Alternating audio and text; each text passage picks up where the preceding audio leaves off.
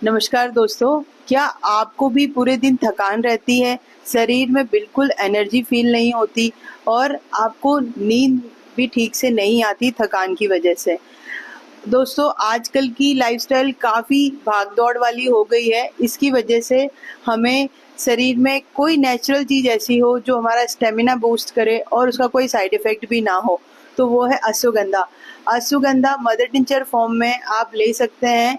ये मेडिसिन आपकी sleep quality improve करती है, आपको पूरे दिन एनर्जी देती है और आपका स्टैमिना भी काफ़ी बूस्ट होता है। ये स्ट्रेस हार्मोन को भी कंट्रोल करती है और ये दवाई लेने के कोई साइड इफ़ेक्ट भी नहीं है और इसे लेना भी काफ़ी आसान है। आपको डेली नाइट में इसके 10 टू 15 ड्रॉप्स रात को सोते वक़्त लेने हैं आधे कप पानी में, तो आपकी स्लीप क्वालिटी इम्प्रूव होगी और काफ़ी फ़ायदे होंगे जो अश्वगंधा से होते हैं।